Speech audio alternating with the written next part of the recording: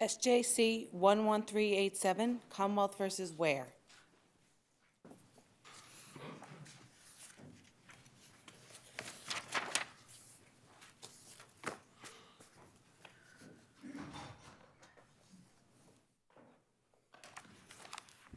Mr. Shaw, good morning.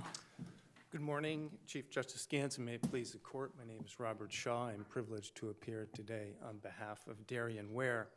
My intention this morning is to focus on the inaccurate testimony of Trooper Robert Clements, the related issues of ineffective assistance of counsel, and then I also hope to reach the exclusion of third-party culprit instant messages.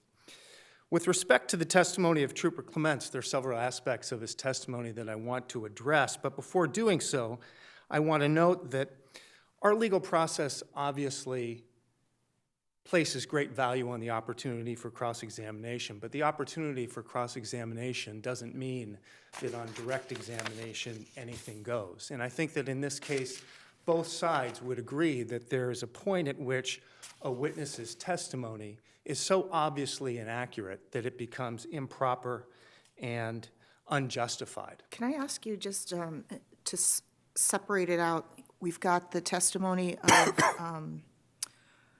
the statement about Barros and then the statement. Yeah, and Your Honor, I'll go through those various elements. Because one of them was definitely fixed, wasn't it, by the Commonwealth?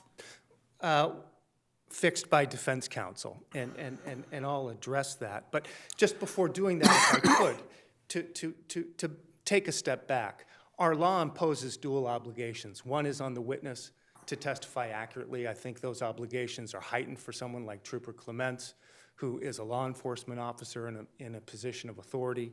And then there's an independent obligation that's placed on the prosecutor to be sure to take care that they're not introducing evidence that's not true, and also to correct it if it appears inadvertently without any calculation. But going back to Justice Budd's question, can you go back to Justice Budd's Yeah. question and answer that? I think the first and most significant issue of improper false testimony was about the October 9th interrogation, where Trooper Clements is telling the jury that Darian Ware admitted in this October 9th, 2010 interrogation that right after the homicide, he was in the area of the homicide. He was in the area, had gone to the area where witnesses said the shooters ran, and he was in need of a ride and called his friend David Barros. That is flatly not true. Didn't the Commonwealth fix that, though? No, they did not fix that. And then when defense counsel... Is there anywhere, first of all, do we have the Yes. transcript of Yes. the Interrogation, you do. Interrogation, so I know that you got our attention. Volume 6, page 26. Clements says that Barros picked him up in the area. Clements says that the defendant said that Barros picked him up in the area of the Dunkin' Donuts and that the shooting had already occurred at the time that he called him. So That's placing correct. him right at the scene of, right next to Addison Street. That's right. Right after the killing. Right. Are you saying that there's no factual basis anywhere in the record for him to say that? You have the October 9th interrogation. It's new trial exhibit number 4, and you will find that there is no basis for that assertion in that October 9th interrogation. In fact, you have the transcripts for every interrogation, and I'm confident that you will find when you review them that Darian Ware was adamant that he was not picked up in the area of Dunkin' Donuts. And very tellingly, the Commonwealth doesn't even address this on appeal. They just don't even acknowledge it or respond to it. The police interrogated him 3 times. Each time he was adamant that he was not picked up in that area and he had no involvement. And you can see And were all of those interrogations recorded? Yes, and you can see those. We They're have, on file. we have the entirety of the communications between Mr. Ware and Clements. That's correct, for the interrogations. You actually have the videos. I would encourage you to watch them because it shows the interchange between them. Now, what Justice Budd was mentioning earlier was this July 13th statement, 2009. This was 3 months after the incident, where Trooper Clements also then testifies that, and you see this pattern in the record. He testifies that Darian Ware in his driveway said that, yes, I was picked up in the area of Dunkin' Donuts. Again, that's not true. And defense counsel in this instance was able to rebut that and show that it wasn't true. So you're saying then that any correction of David Barros's testimony or about where Barros might have picked up the defendant still doesn't go back and cure the misstatements about what the defendant said in back? It doesn't, and now I'm addressing what Clements says that the defendant said in his driveway. Now, it was corrected, but I put it in there because it shows part of this very egregious and unjustified pattern. Well, but And that's why it's in But there. I guess I'm going back to Justice Brett's first question too.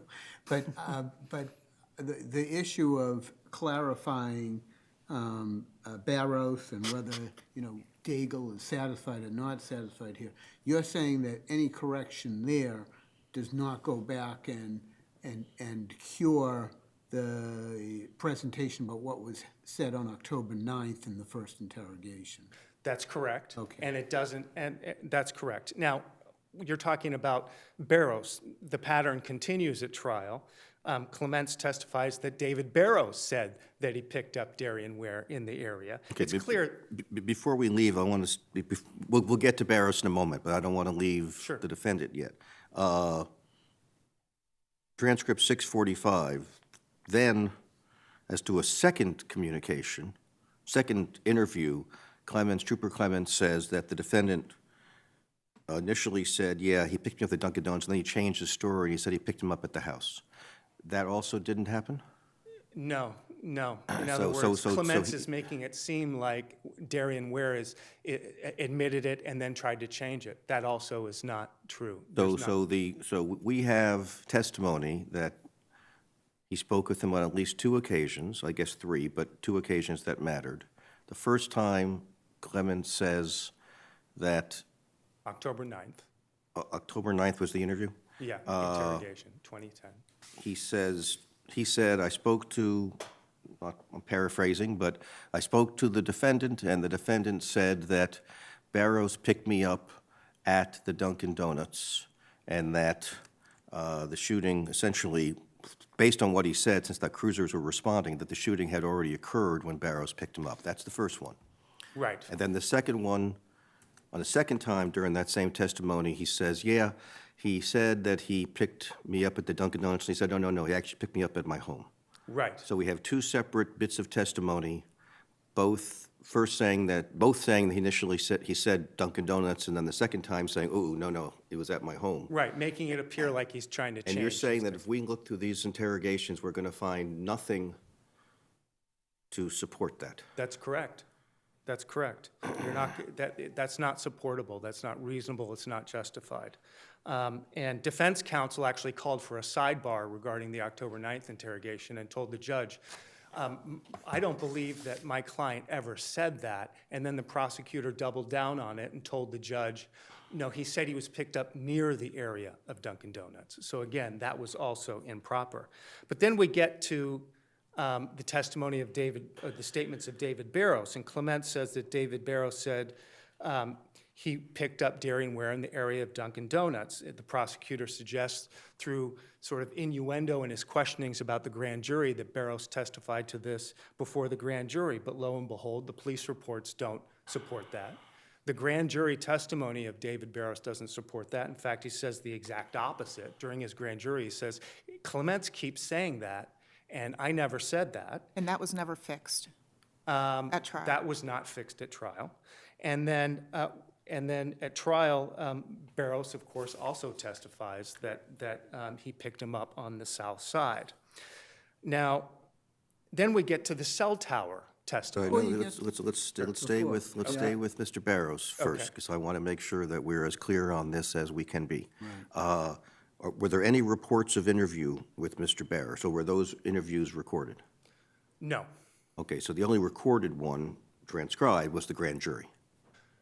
Actually, there may have been No, I don't think, in my memory is that there's not a statement of Okay, were Barrows. there any reports of interview with Barrows? There are reports, and I put them, they're in an exhibit. So we have those. You have the police reports that I had access to, and they don't support that. Okay, so transcript 6, page 30. Clement's testimony. Barrows said he picked up the defendant in the area of the Dunkin' Donuts. The marked cruisers had already responded. You're saying there's nothing in any of the reports of interview that would support that? No, and when you look at this, what you're going to see is that what the police are doing, and during the interrogation, they keep saying to Darian Ware, you were picked up in the area of Dunkin' Donuts. They keep repeating this, right? They say, no, Barrows picked me up on the south side of Brockton to take me to my father's house on the far north side. The route we take, we pass through that area, and when we passed through that area, we had to stop at a red light, and we could see there were police cars in the area. What the police are doing is they're trying to use that to say that Darian Ware was picked up in that area, which you will not find support for. And I would note, during Rule 30 proceedings, the Commonwealth, 7 days before the hearing, produced some notes of Trooper Clements. Those, I believe, are in the record as well. And you will see my response to that at Record Appendix 183 through 187. But those notes actually indicate at one point, that David Barrows told Trooper Clements, when I first picked up Darian Ware, I told him there was a shooting over on the east side. Now, that is evidence that when he picked him up, he was not in the area of the shooting. Now, those were produced. I suppose the Commonwealth thought they would be helpful to them. I don't think they're helpful to them. And those notes were not produced before trial? They were not produced before trial. They were produced about 7 years after the incident. Is there anything in those notes which would support the view that Barrows said that he picked up the defendant at the Dunkin' Donuts? No, not directly, Your Honor. And again, if you look at my response, I review them in detail at pages 183 to 187. Of the motion for new trial transcript? Or of the record on the motion? Actually, of the record appendix in the brief. Now, does the Commonwealth correct that issue about where Barrows picks up the defendant? No. Does it get addressed on cross-examination at all? Not effectively, no. Now, then we have, as part of this pattern, the cell tower testimony. Clements says that he tells the jury that they mapped out the cell tower evidence of Ware's phone. Just one more question about the Barrows statement. Was there a limiting instruction at the time because that was used to impeach Right. Barrows, Barrows' statement came in really as rebuttal, and it was sort of inconsistent, but it was very, very extensive, and I think it was really received in more of a substantive manner. I mean, they're introducing it in order to say that he picked him up in that area. In closing argument, the prosecutor frames it as, well, where did he pick him up? It depends who you believe. So in other words, that's also an indication that it's being used substantively. And there was no limiting instruction given about how it should be used?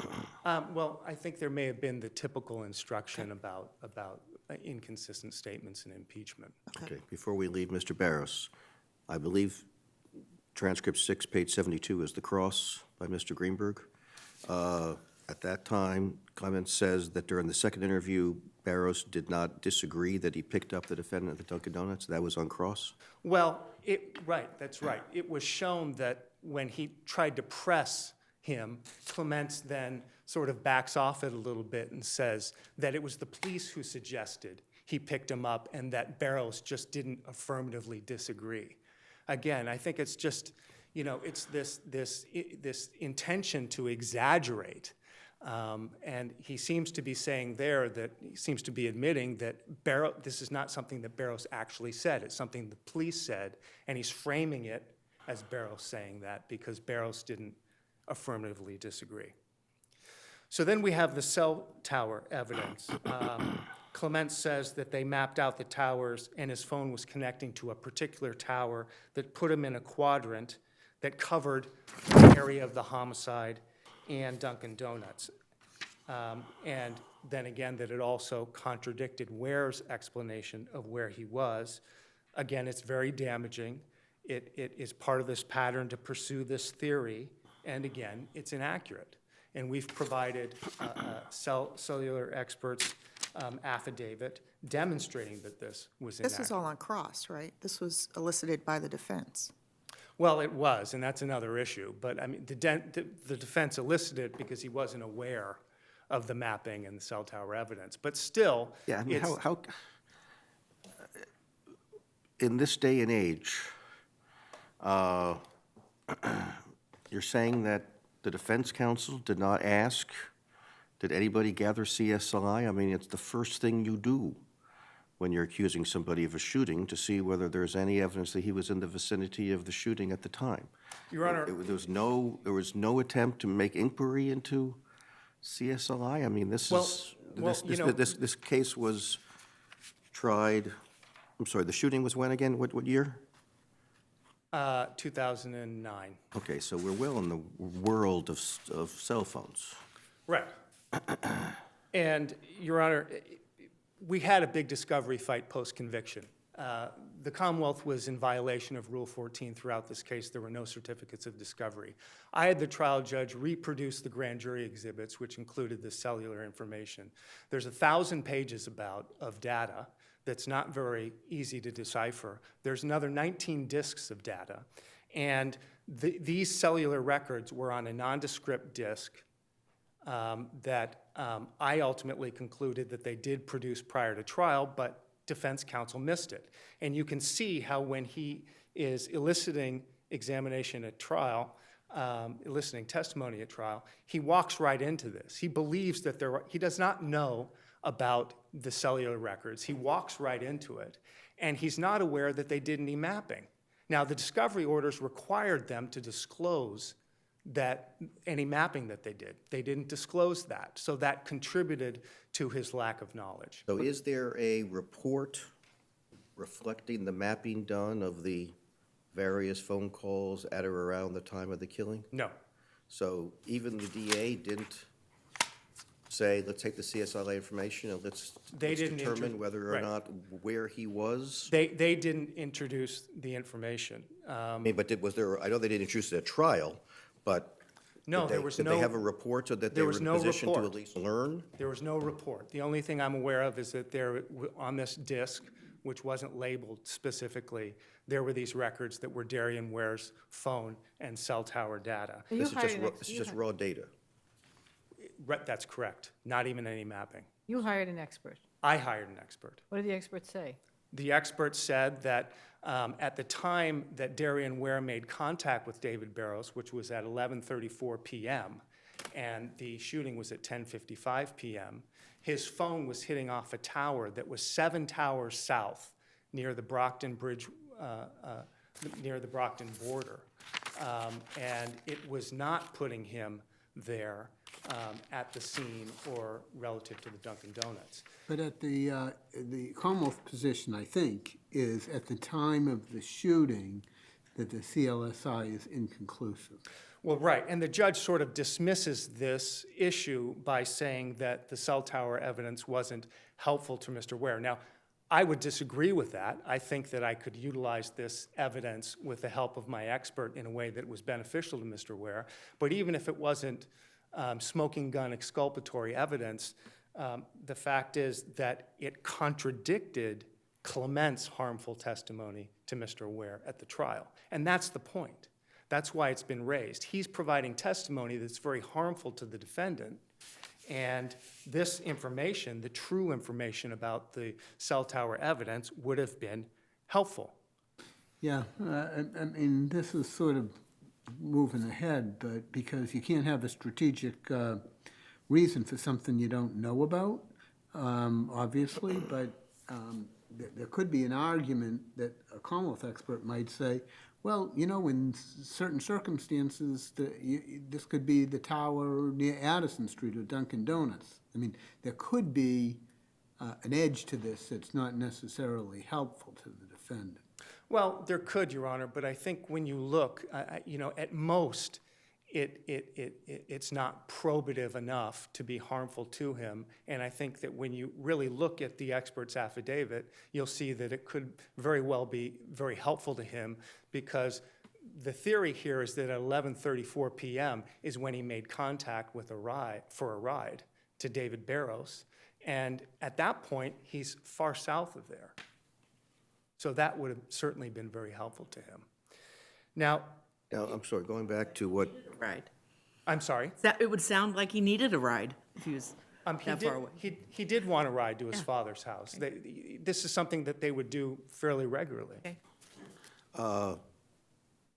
he didn't make reference to particular call times, did he? He didn't speak to the 11:34 call. He just referred to, Clements, that's correct. Clements didn't make reference to 11:34 call. That's correct.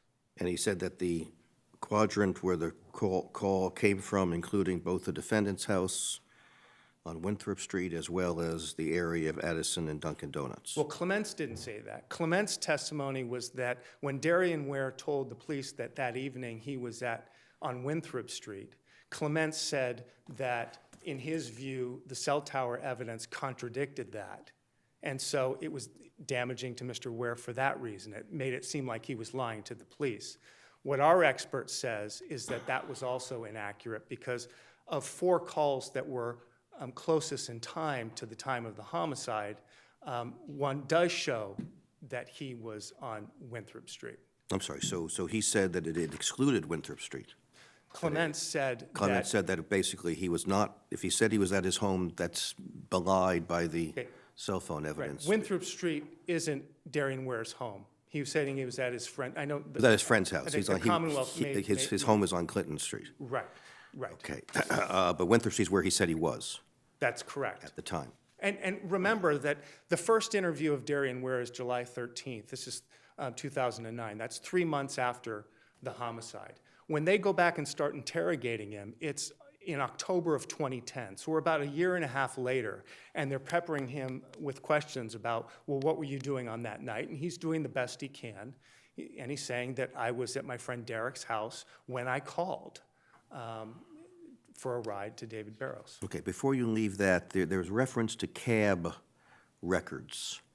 And I don't think they're in our record. They probably are, they're exhibits, it's Exhibit 26, I think, but what do those cab records say? It says there's a reference to a cab ride to, I think, Hillberg Avenue. Do we know that that was the defendant? Yes. So again, this is a year and a half later. They're questioning him. Initially, he doesn't remember how he got to his friend Karen Texiero's house. He then recalls that he took a cab. But when? What time of, what, is it on the day of the killing? It's early in the morning. Oh, it's early in the morning. Yeah, much hours and hours after the killing, early the next morning. And then there was a reference to a cab ride to his dad's, which is, I thought, where Barrows was supposed to be driving. That's just incorrect. He never said he took a cab ride to his dad's. He called David Barrows so that David Barrows could give him a ride to the north side where he was going to be staying with his father that evening. And David Barrows is the one who took him into, that was why he called David Barrows. But isn't there a reference in the testimony to a cab ride to his father, which would indicate that? That's just an error on the part of the Okay, police. so I mean, I read that to say, Barrows didn't drive him to his dad's, he took a cab to his No, dad's. Your Honor. And that also is There's really no incorrect. substantive real dispute about that. Barrows took him. Okay, so the cab rides don't say anything as to where he was on the night of the killing? No, I view the cab ride issue as not much of an issue. I think the Commonwealth tried to use it to try to say that he's not being straightforward and honest. But again, it's a year and a half later when he's being questioned about this stuff. And then when he's reminded, he says he has no problem admitting that he took a cab from his father's over to Texiero's house.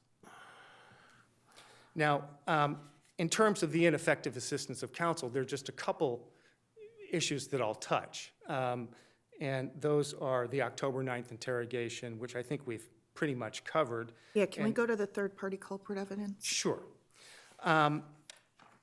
With respect to the instant messages, these involve Shane Perez, and they're basically 2 issues. The first concerns disclosure, the second concerns authentication.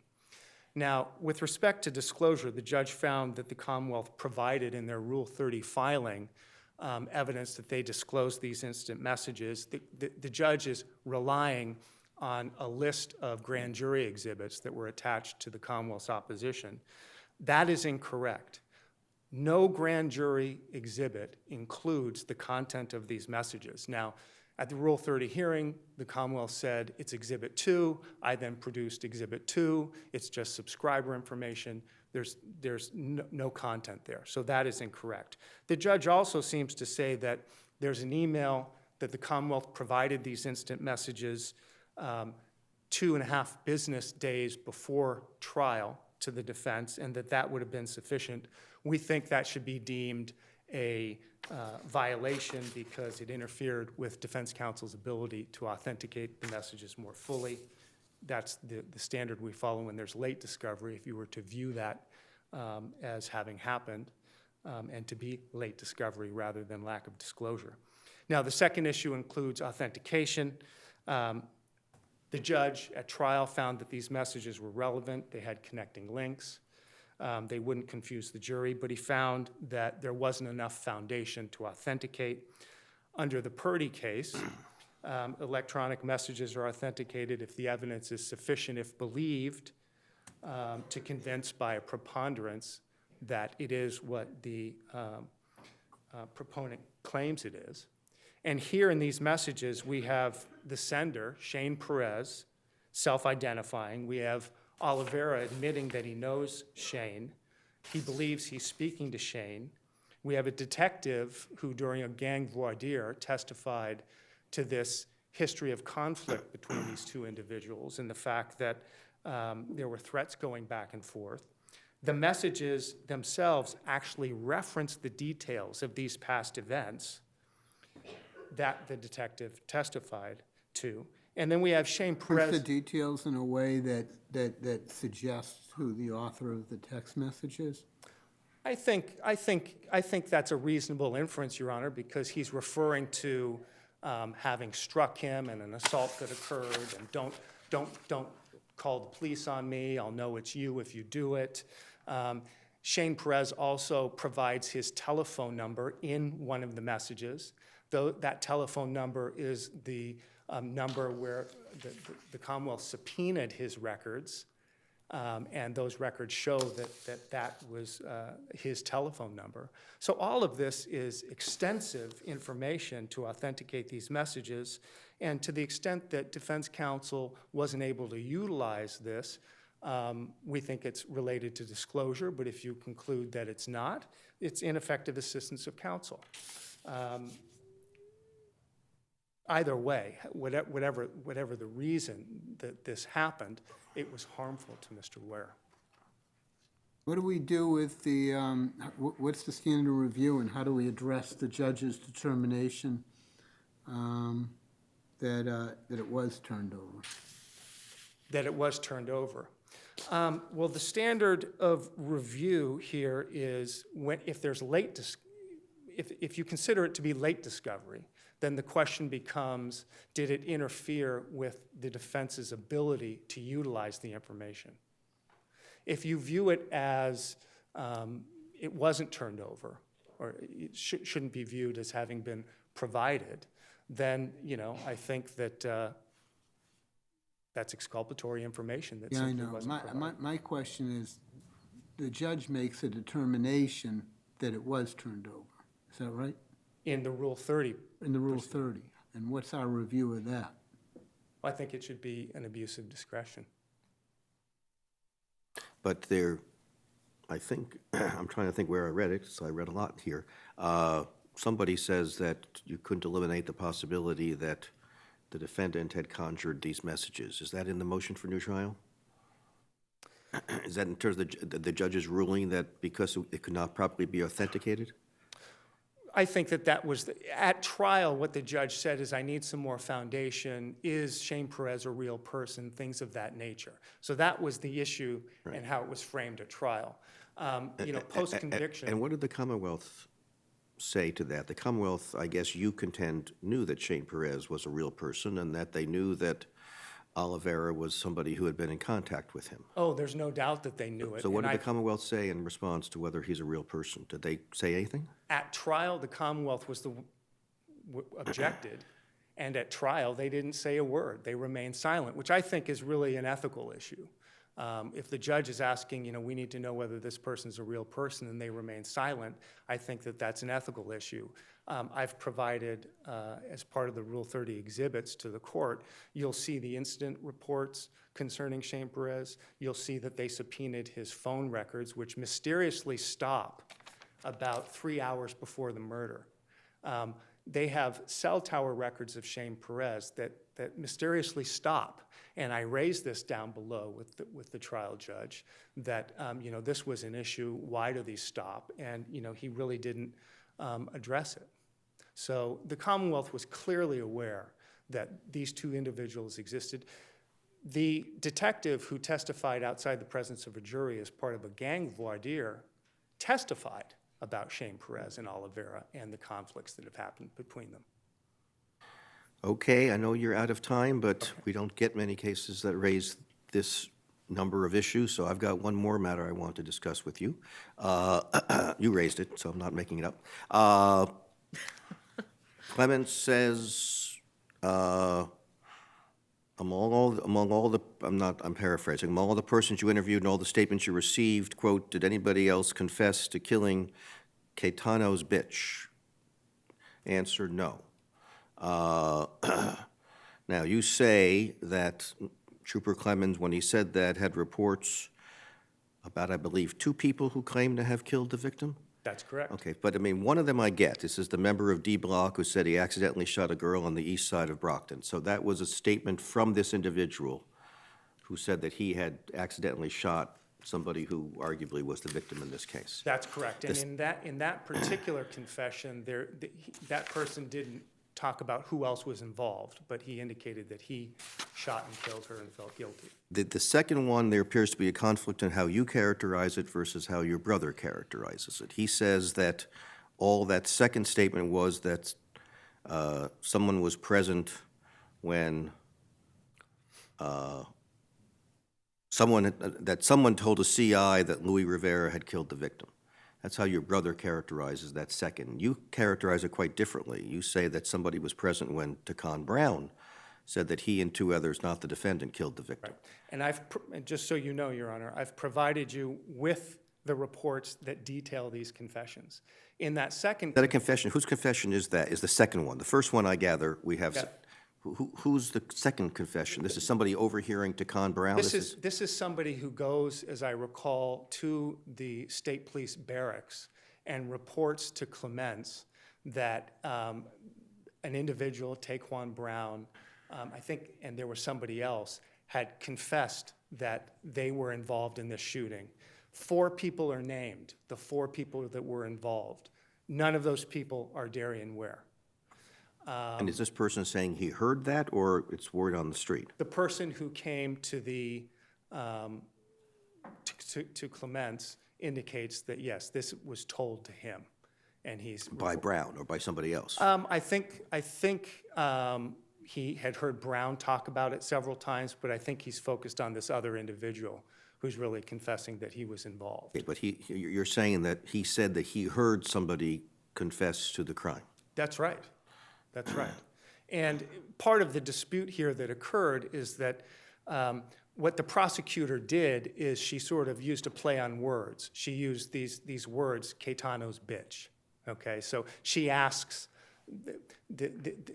what they're trying to show is that all the evidence pointed to Mr. Ware. They say, They would say what they're trying to show is this is a blatant confession. This is, that's the Commonwealth position. right, but that's not the context of how this was brought out. What they're doing is they're trying to show that, look, all the evidence, what happens is that defense counsel says to the prosecution, you did nothing to corroborate Deshaun Duncan's story that Darian Ware was at these so-called gang meetings. Then Clement says, well, none of the gang members would talk. They wouldn't answer questions. That's one issue because I show you that Taquan Brown sat down for 1 hour and 6 minutes and talked extensively. So that was actually false. But they come back on redirect and say, was there anybody else? what they're trying to show is that everything pointed to Ware. They say, we've done 60 to 80 interviews, and it points to Mr. Ware. Did anybody else confess to killing Caetano's bitch? And then he says no. Now, what we're saying, what the judge found is, this isn't about the words Caetano's bitch, right? Obviously, it's about, was there a confession? She's just sort of, it wouldn't have made sense for her to be focused on those particular words. She's asking, did anybody else confess? He says no, when in fact, that's simply not true. So again, it's part of this pattern, this troubling pattern of coming into a criminal trial when someone's facing a first-degree murder charge and giving testimony that simply doesn't adhere to fundamental fairness, that defense counsel, he's just not able to respond to this. And, you know, we go into trials, we try issues. I think we have a reasonable expectation that we're not going to have to look through thousands of pages of documentation and be ready and able as human beings to respond instantly to fundamental untruths that just cross a line, that we should be able to expect, no, you're not going to come into trial and say things that are that untrue. And I gather there was no cross-examination by Mr. Greenberg, who said, no, actually, I've got 2 reports of people who did confess. Actually, what you'll see, Your Honor, is that Mr. Greenberg tried to introduce this. The judge excluded it. So the judge wouldn't allow him to get into it. And then interestingly, in his Rule 30 decision, he faults defense counsel for not having brought this up and pursued it on cross-examination, when in fact, he sustained an objection and then Greenberg backed off. All right, thank you. Mr. Kennedy. Good morning. May it please the court, Nathaniel Kennedy for the Commonwealth, asking you to affirm the defendant's conviction. I think I was going to start with establishing a little bit of a timeline because I felt neither brief thoroughly put down the timeline of events as it occurred on April 25th, 2009. But if the court wants to dive right into, obviously, the biggest concern you seem to have, which is the David Barros and the pickup and the defendant's statements, we can go there. But I'll start with the timeline.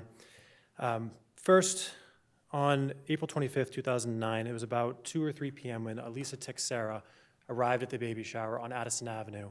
She said she was there for a period of time. She was there the entire evening.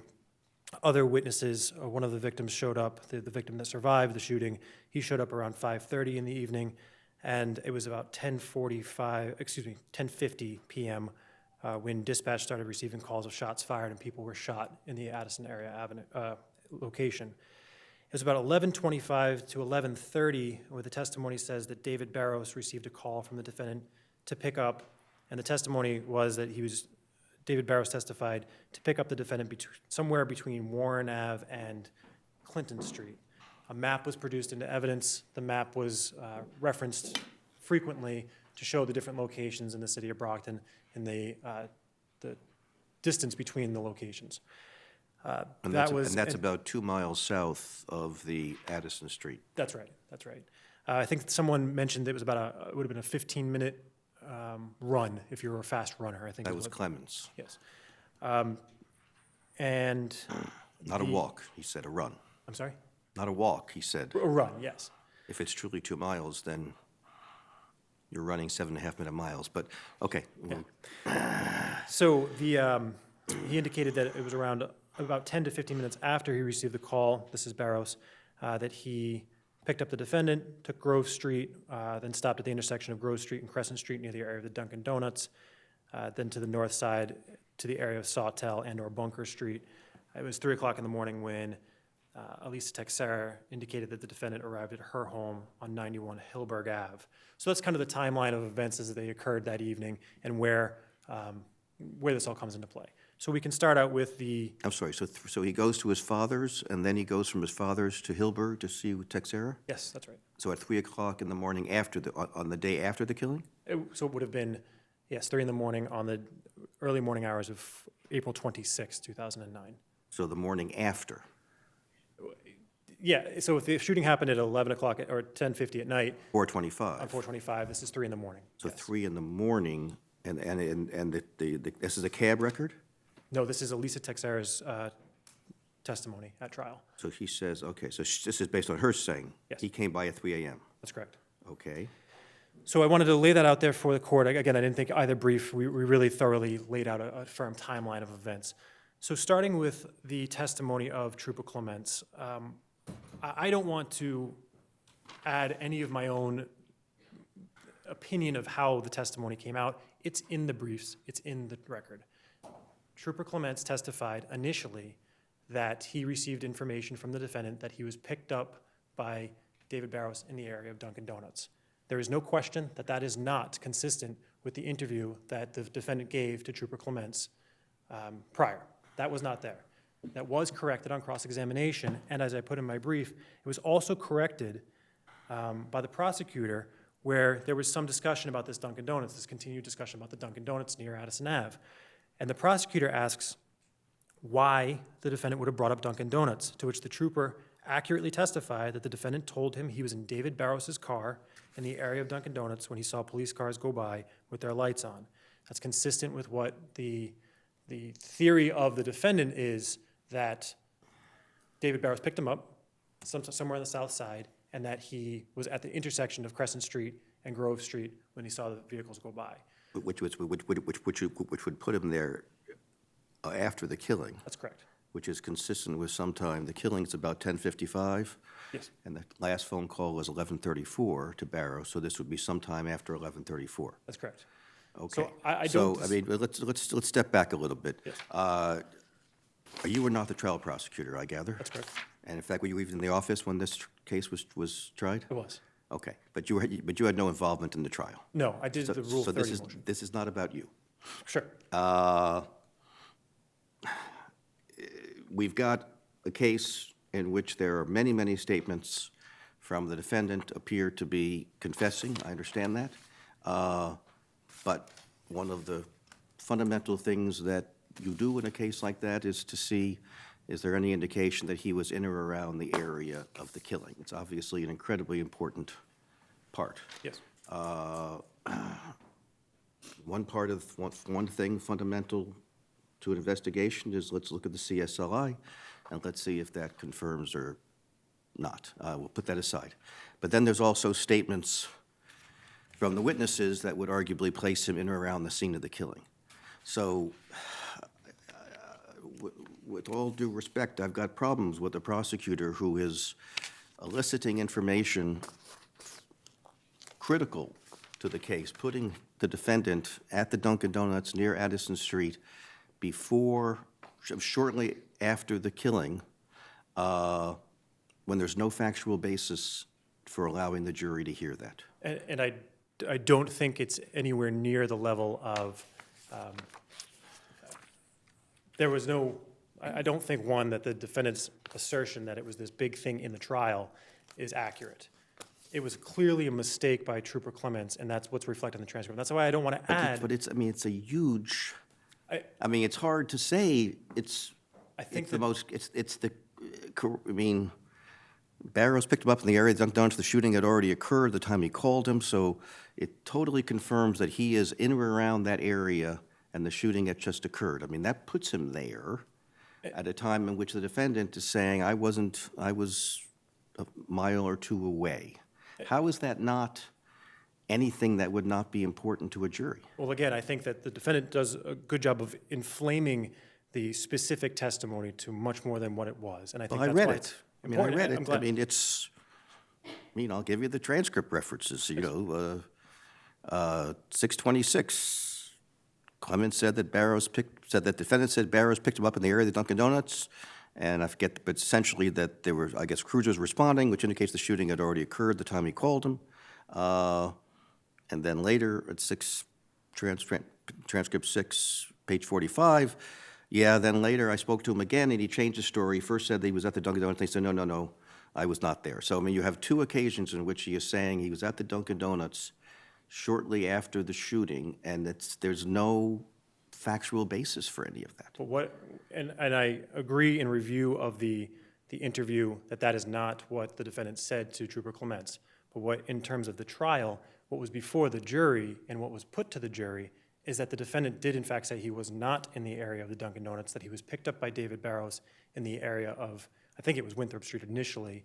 So the true statement, the true testimony was, or the true statements of the defendant were put before the jury, and then any misstatements by the Trooper Clements were corrected immediately on cross-examination. Well, wait. Didn't the trooper say, yes, he said Dunkin' Donuts, but then he changed his mind? Yes. Okay, so that's before the jury, right? Yes. And then he said something about Barrows saying the same thing, and that wasn't changed. That wasn't corrected. Barrows stands in a little bit of a different place, and Your Honor asked some questions of defense counsel during his argument. That was strictly for impeachment purposes, and the jury was instructed contemporaneously with the introduction of that evidence that was to be only taken for impeachment and not for any substantive value. So that, I think, is, the jury is presumed to follow the judge's instructions. That was not taken substantively, so that evidence, whether or not correct, did not come into play in terms of whether the jury believed David Barrows, in fact, said he picked up the defendant from the location of the Dunkin' Donuts. But at a minimum, it's confusing. It's I agree it's contradictory confusing. testimony. I totally agree that it's confusing, and I think that that's actually what I say, whether it's in my brief or my motion for new trial response, that the Trooper Clements was clearly confused, and I think it's read right into the transcript. There's even hesitation lines within the transcript of, well, I think he said, wait a minute, and then he has to be refreshed. So that's when the testimony was, I agree, it was confused. It was confusing testimony. But the infirmity, the problem with that testimony was fixed. It was repaired. And so when we're talking about whether or not it brought to us a substantial likelihood of a miscarriage of justice, we have to follow whether or not, first, it was an intentional misleading of the jury, and that's clearly not what we have here. That's consistent with Judge McGuire's findings. This was not an intentional misleading of the jury. This was a confused and misstatement. And that's why I wrote down, or that's why I did submit the notes of Trooper Clements, because it demonstrates where he got this Dunkin' Donuts idea. And the Dunkin' Donuts idea is pervasive, I agree. But from his notes, he seems to have interpreted that there was this Dunkin' Donuts pickup. Although that may not be consistent with what the defendant said, that's reflected in Trooper Clements' notes. So it shows that there was no intentional misrepresentation. There was confusion on the part of the trooper, which was corrected. So that cannot go to a substantial likelihood of miscarriage of justice where there was no intentional misrepresentation by the trooper.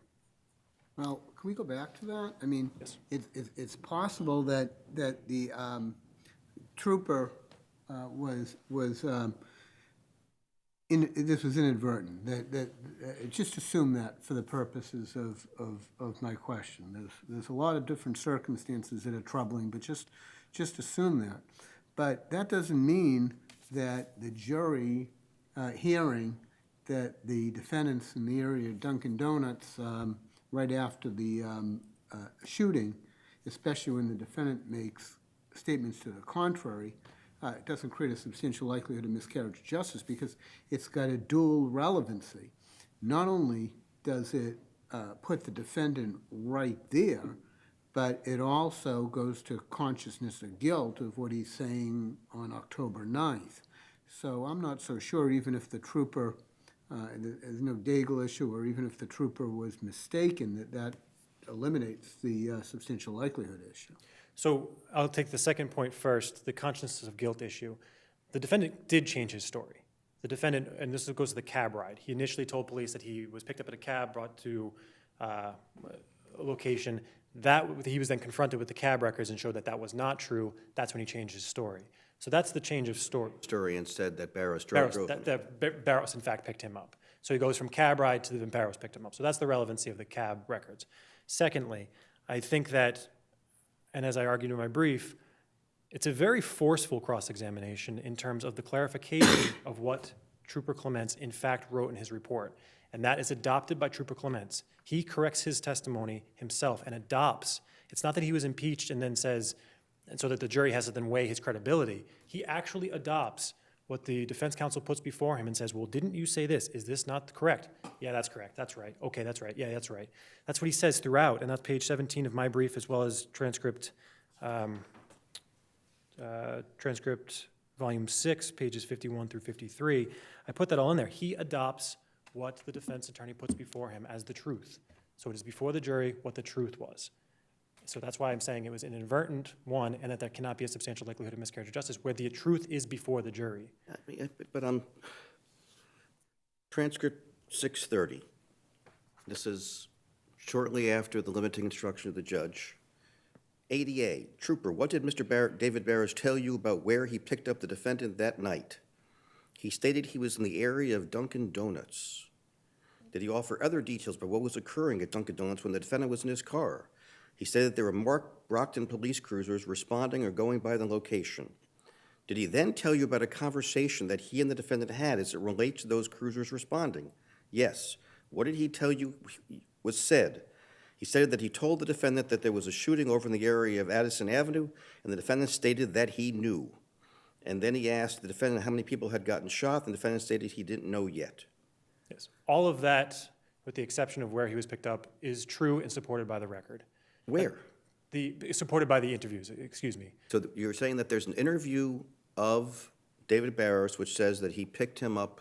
No, that's what I'm saying. That is not, that everything else in that statement where the Okay, I'm defendant asking, says is there he's- any statement of David, is there anything to indicate that there was any factual support for the prosecutor to elicit information from the trooper, who, by the way, is a trooper in the homicide division of your office, so he's somebody working side by side with this prosecutor, that would support her to ask and elicit from him information that Barrows picked him up at the Dunkin' Donuts, that there already had been a shooting, and that the defendant knew about the shooting?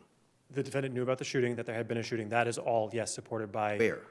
That's supported in the testimony of David Barrows, actually, that he says. He said he drove by Yeah. from his home going to the father's, and they drove past the Dunkin' Donuts. And that That's a world of difference from picking him up at the Dunkin' Donuts. So, I'm sorry, I'm trying to parse out the exact phrase you're using.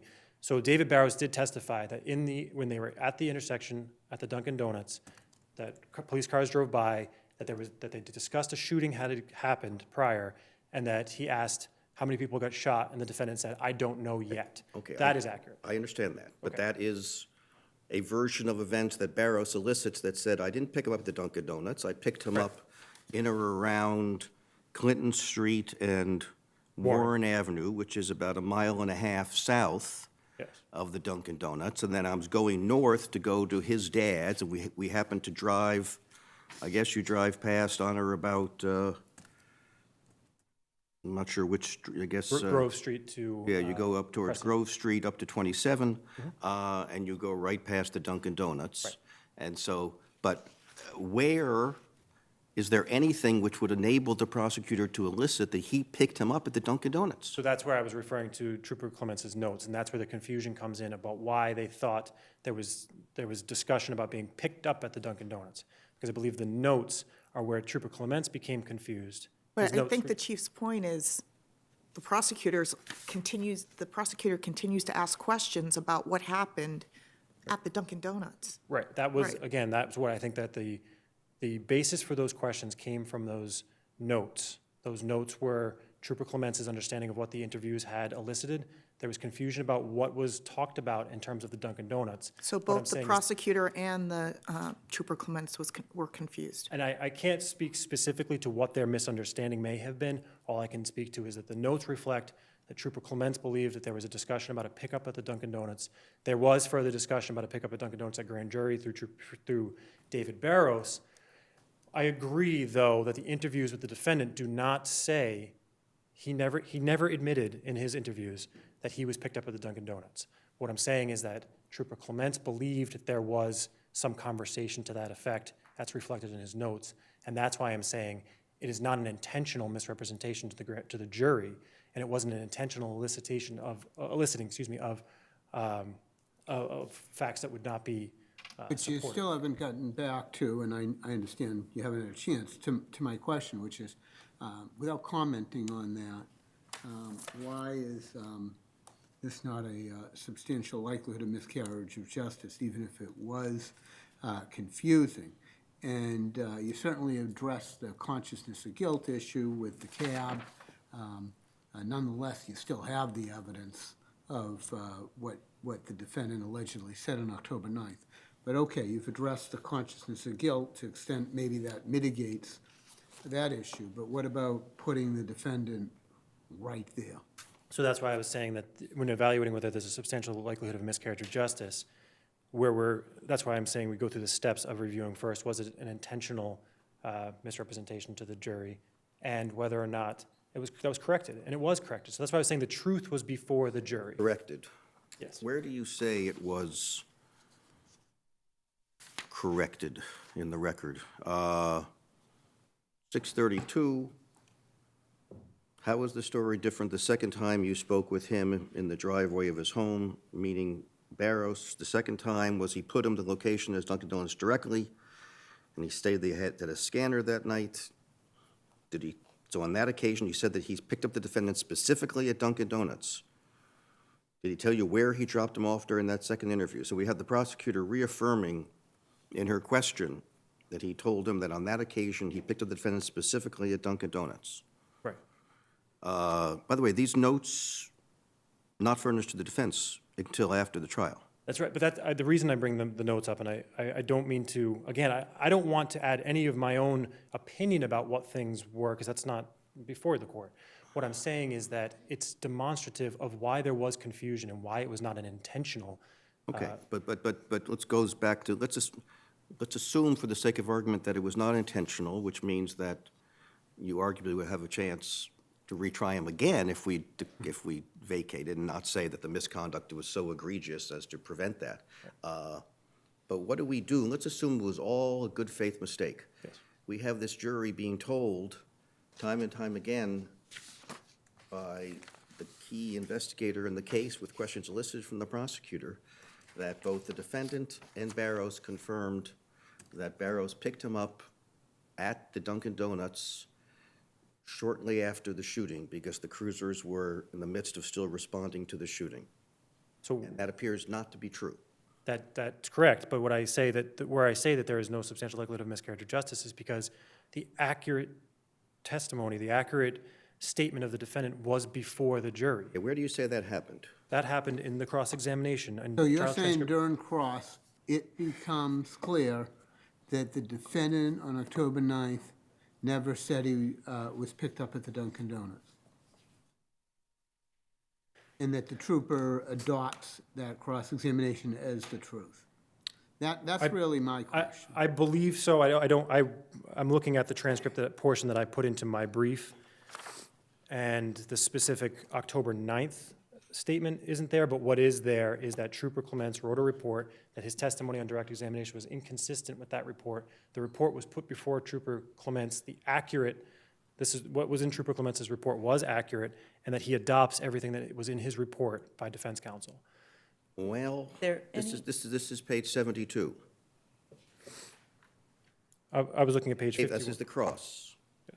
And David Barrows, this is question. And David Barrows, incidentally, you interviewed him, and you said that he picked Mr. Ware up, correct? Yes.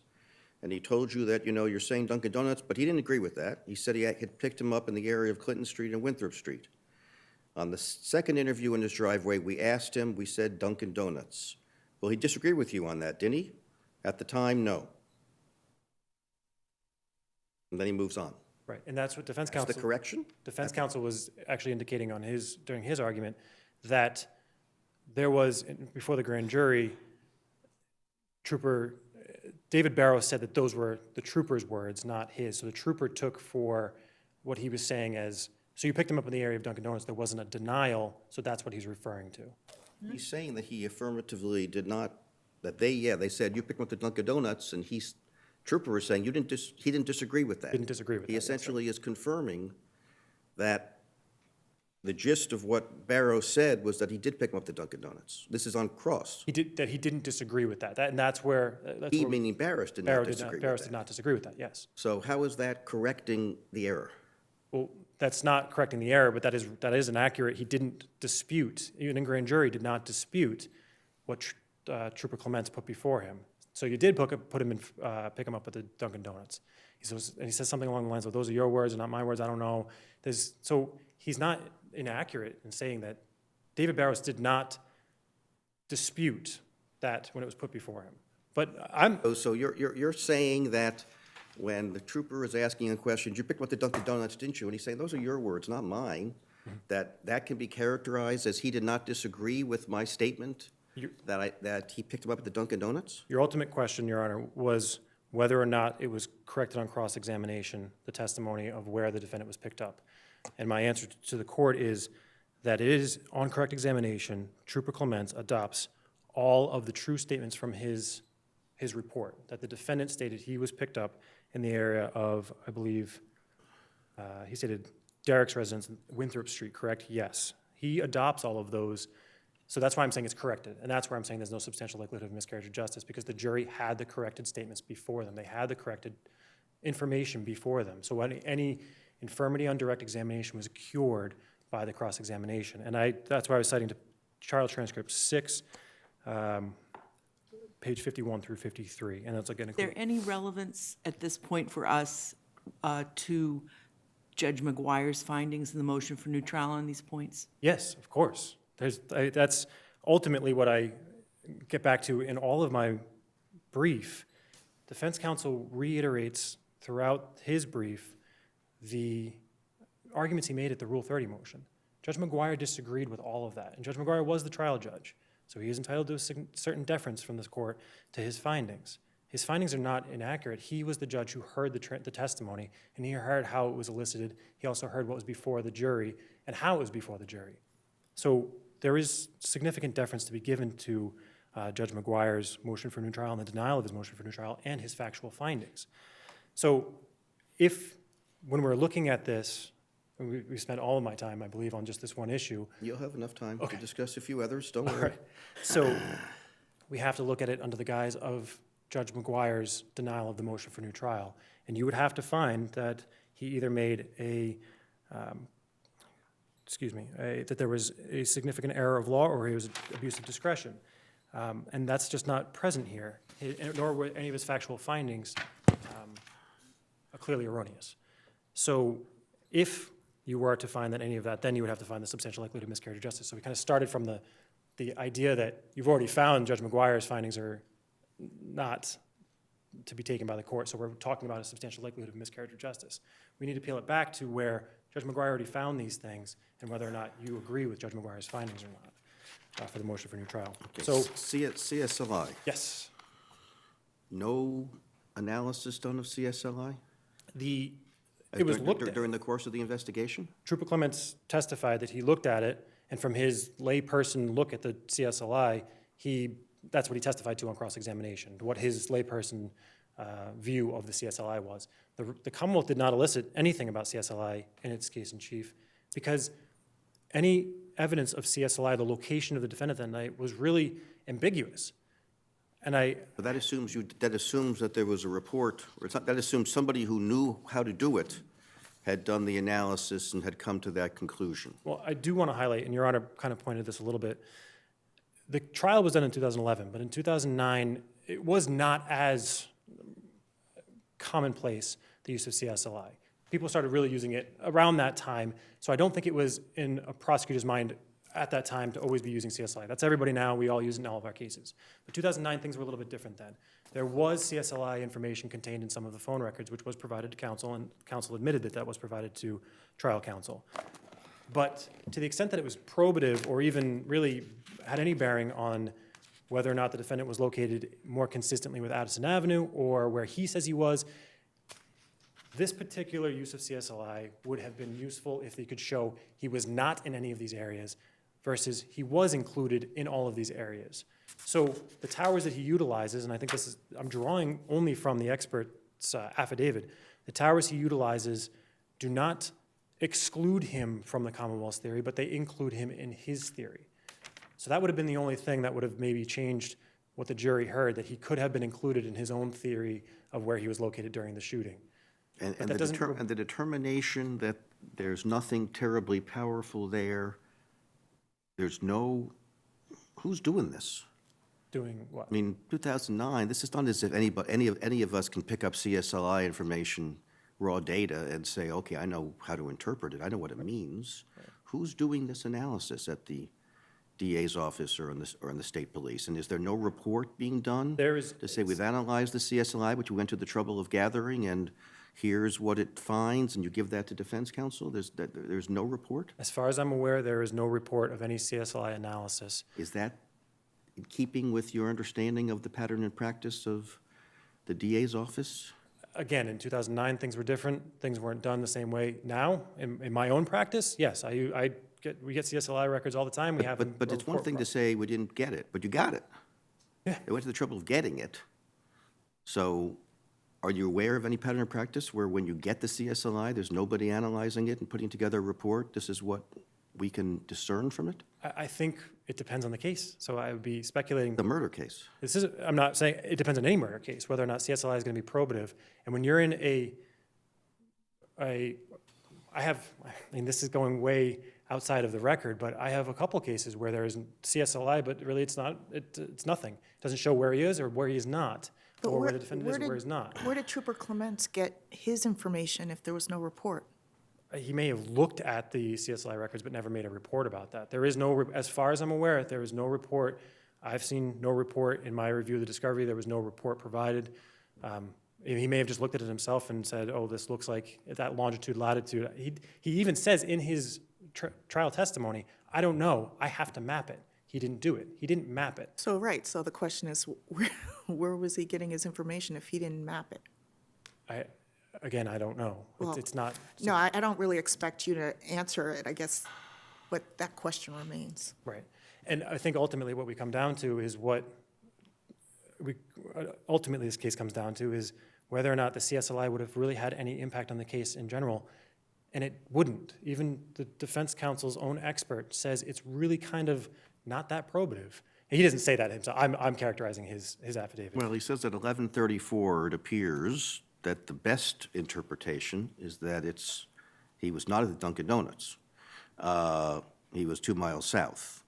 There were 7 sites, so yes, it's conceivable that it skipped 6 sites and hit the site nearest the Dunkin' Donuts, but it would certainly have rebutted any idea that he was at the Dunkin' Donuts when he was picked up by Barros. Well, it's explicitly stated in the expert's affidavit that a number of factors weigh into what tower a handset's going to be utilizing. Right, well, that's always the case. Right. But So- certainly, if you had CSLI putting him right at Addison Street, the fact that it could have been, there's the possibility that there could have been an error, you still put it in.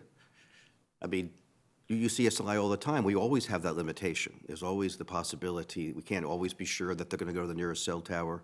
But here it would have to go, you have to skip 6 cell towers. Well, and frankly, I think that the court's now somewhat looking at to whether or not the Commonwealth should or should not have elicited testimony that we didn't. Well, no, I'm dealing with the fact that there was, we also have to deal with whether counsel was In effect. ineffective for not even knowing whether there was and not having looked at it himself where this evidence would have been elicited. So I'm looking at the report and saying this is a report which defense counsel, one would think, should at least have had done. I mean, we've had other cases in which the failure to retain an expert in a circumstance is deemed almost by itself to make some ineffective. Generally, cases involving mental, Yes. mental impairment. But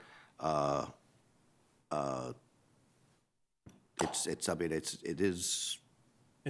gets my attention. The defendant would have had to have shown, this is Commonwealth versus Ortega, that the failure to call the witness, the expert witness, would have contributed materially to their defense, and I don't believe that that's reached here in his affidavit, because it's. So, along those lines, you mentioned that it's 2009, and we can't bring a 2019 mentality into how things were handled in 2009.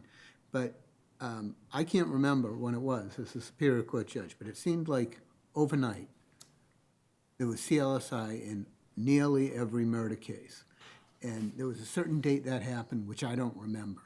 And I guess my question is, was any of that before Judge McGuire on the motion for new trial as to how often this evidence was coming in then? Because, I think you make a fair point but I don't know when it was that we had the sea change. I don't know either, and it wasn't before Judge McGuire where there was a change to where everybody uses CSLI. But again, I don't think that that's necessarily that important where the testimony, the presumed testimony of any CSLI expert would have essentially said that the Commonwealth's theory could be supported, the defendant's theory could be supported by the CSLI. That's what we have. This probably takes at least an analysis to decide whether it's a jump ball or not. Sure. And we don't have at least a contemporary with the decision whether it was a jump ball or not. That's right, and I don't know, I can't answer that because I don't know how the evaluation was made by troopers. Okay, not our last, but ADA's finishes up the recross. Redirect. Last question on redirect. And just to be clear, with regard to all the people that you interviewed and all the statements that you received, did anybody else confess to killing Caetano's bitch? Answer no. Yes. ADA, I have nothing further. Yes, and this is where I somewhat differ from Judge McGuire's decision. My argument is that he erred in making this particular ruling the way he made the ruling. His finding eventually was to deny the motion for new trial on these grounds as well, but I just disagree with how he got there. I do ask the court to find that he made an error of fact where the prosecutor was clearly referencing the language specific used by the defendant during his forceful confessions. And I can read for you those confessions. They included from Desane Duncan in Trial Transcript, Volume 2, page 144. He says the defendant said, "He killed that bitch." Jesse Dos Santos says in Trial Transcript, Volume 5, page 35, "I'm going to jail for bodying somebody. He bodied Caetano's bitch at a shower. He killed Caetano's bitch." He described, strike that. Then a third person overheard the defendant stating, "He shot the bitch." That was Trial Volume 5, So you're saying, page 192. you're saying that despite the potency of that last redirect question, that the jury would have understood in context that the prosecutor was eliciting how specific and blatant this confession was as opposed to other ones. That's exactly. And if we look at it in context, that's what we would see. That's exactly what I'm saying, that there's specific derogatory language used to refer to this 16-year-old girl who was murdered coming out of a baby shower. The egregious nature of that of the language used in referencing this young girl is what the prosecutor was clearly trying to elicit. Understanding that there had been testimony throughout the trial that other people may have had some motive or desire to shoot at Caetano Oliveira. That was before the jury. They knew that there were other people that would have had maybe a motivation to do that. But the person who specifically referred to Chantal Matiosis as a bitch, had killed that bitch, bodied that bitch, was the defendant. And that is where I believe the prosecutor was eliciting that statement to support that fact. Okay, let's go to the question that preceded that. Yes.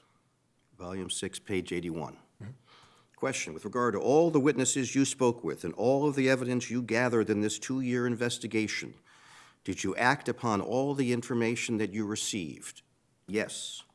And did that action, detective, lead to any other arrest beside the defendant? Answer, no. And just to be clear, with regard to all the people that you're interviewing, then you get to, so you're saying that that was a specific reference to the characterization of the victim as a bitch, and that the jury would have understood, oh yeah, there were other confessions which referred to the victim as a lovely young woman, and what a tragic death it is, but I understand the question to only be anybody who confessed to characterize the victim as a bitch.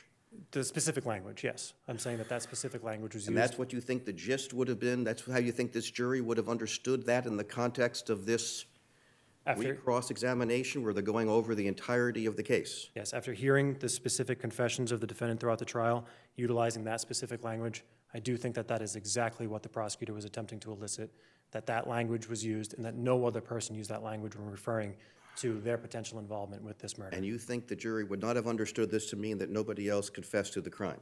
No, specifically when they had before them information that at least other people would have had motivation, specifically. There's a difference between motivation and saying, I Right. killed her.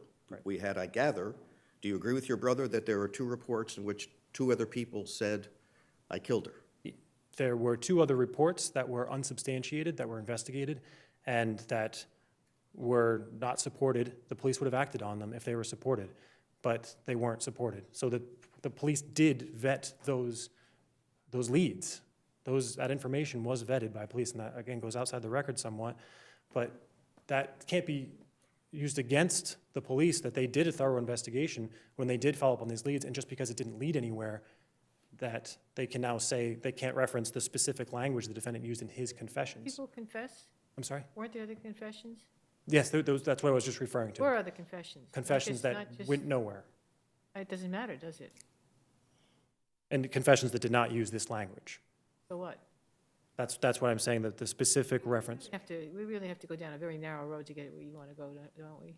I'm sorry, We have to go down a very narrow path to where you want to go. with that the prosecutor, Only about, nobody else said that. Yes. As opposed to nobody else confessed. nobody else confessed to killing Kitano's Yeah, bitch. right. Yes. No. And no one else did use No one that. else used those words. Yes, As opposed to nobody else confessed. correct. And If- so- But that's not the statement. So during the cross-examination on that issue, the prosecutor objected to the defense attorney bringing up the fact that other people confessed? No, I don't believe there was any, I actually don't Somehow the have- judge, I don't know what, Okay. I'm not aware of that. Counsel referenced there was a discussion in sidebar. I don't have an independent memory of that conversation in the transcript, but I'm not saying it's not there. I just don't remember that upon my review, and I don't. But there's nothing on recross, I'm looking at the recross, nothing in which he says, well, maybe they didn't use the word Kitano's bitch, but isn't it true that you had reports about 2 other people who confessed to the crime? Correct, there was no recross. No recross, There was and the no jury recross. That never was the- heard that indeed there were other people who had confessed.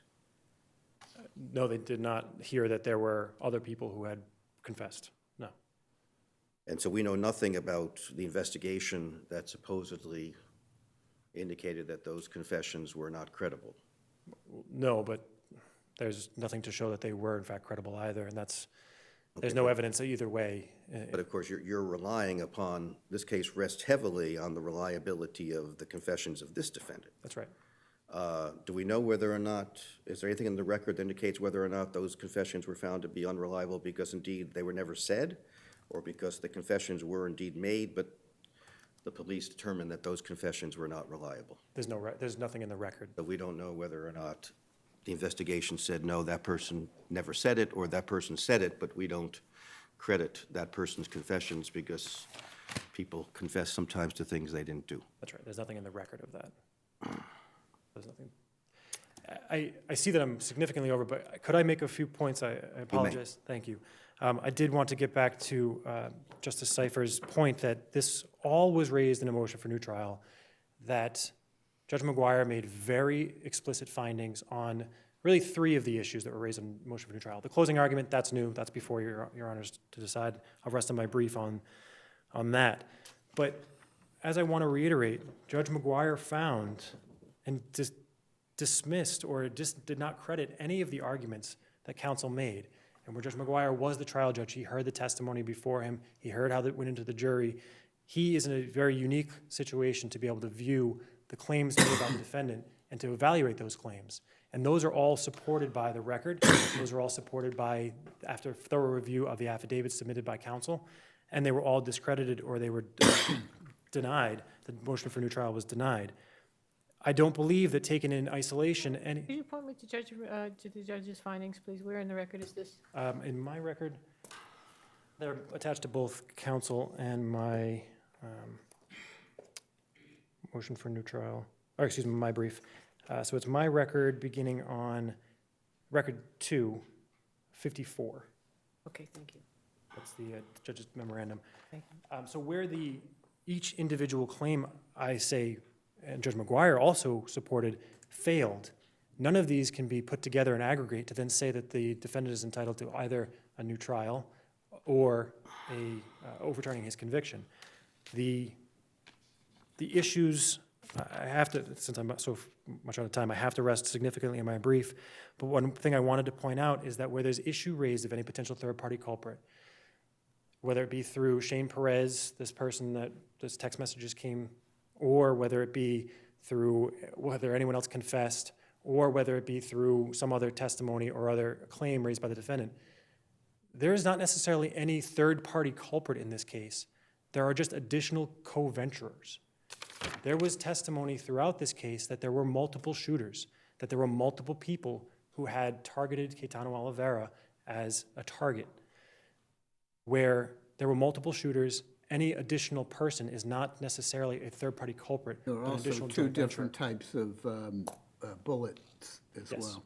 there are, but there is, and that's another point I wanted to make, in addition to the extreme confessions, the forceful confessions, the language used to characterize 16-year-old Chantal Barriosis, there was also ballistics evidence that supports at least the idea that a gun that the defendant, a very unique caliber gun, was used in this murder, and the defendant had access to that same caliber weapon. So in exercising any review under 33E, the weight of the evidence is significant. It shows the defendant committed this crime, and I ask you to affirm his conviction. Thank you. There's no other questions. Thank you. We'll take our break.